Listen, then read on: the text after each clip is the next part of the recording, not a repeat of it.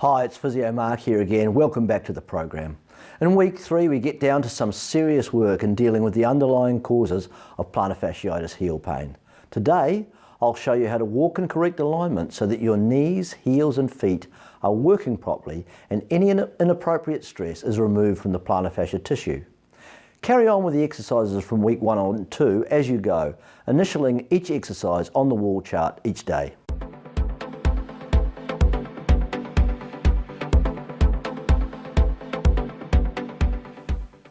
So getting the legs aligned is really important to keep the load off the plantar fascia.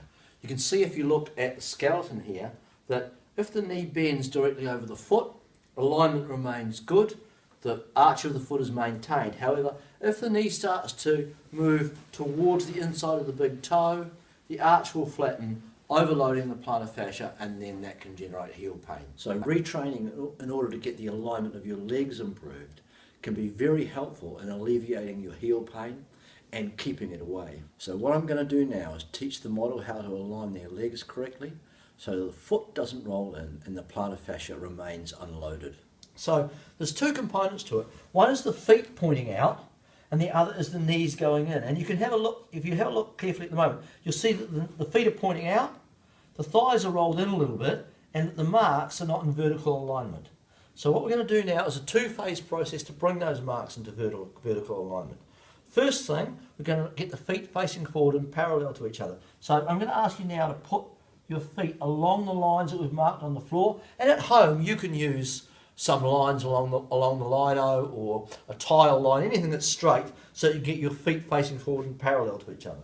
Now, if the knees are bent now, you'll see that the knees still come in.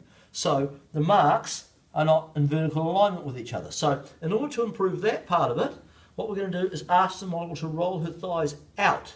As she rolls the thighs out, that brings the marks into vertical alignment. Now, if you'd like to hold your thighs rolled out like that and straighten your knees, good.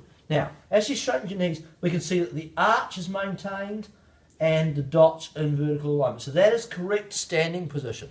In order to become more familiar with the correct standing position, what you need to do is practice aligning yourself like this. And then do small bends of the knees. They don't have to bend very much and come back up again. Just very small bends of the knees. Just getting used to positioning yourself in that sort of line. Just small bends of the knees. It's also good to let the hips come back just a little bit. That's it. Come back up again. And you might do 50 of these morning and night to start getting used to how this feels.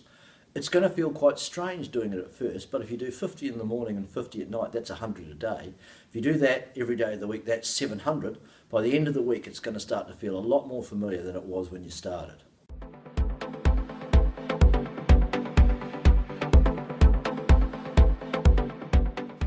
Okay, so that's how to stand correctly, but now we need to move it into walking, which is of course the ultimate aim. So we're going to take our correct alignment, move it into walking so that we don't roll excessively onto the foot and put pressure on the plantar fascia as we walk. So what I'm going to ask the model to do now in a moment is to step forward, and as she steps forward she's going to place her foot along the line, so her foot's still going parallel to the direction that she's going in, and she's going to try and hold her knee out over her foot so that the dots remain in correct alignment. So if you'd like to step forward now, place your foot along the line, let your knee bend ever so slightly. Okay, so can you see that she's placed her foot slightly pointing out along the line? So let's go back and have another go at that. So step back, that's it.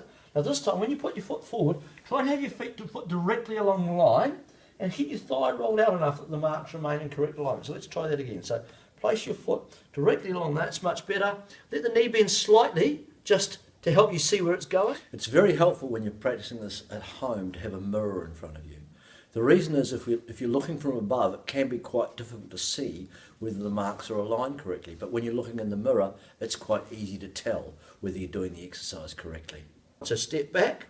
Now try that with the other leg. Remember to try and place the foot directly parallel to the line, and then as you let your knee bend, that should come, those marks should remain aligned. That looks pretty good. Okay, and step back. Okay, and repeat. Let your knee bend a little bit at the front. Good, and step back.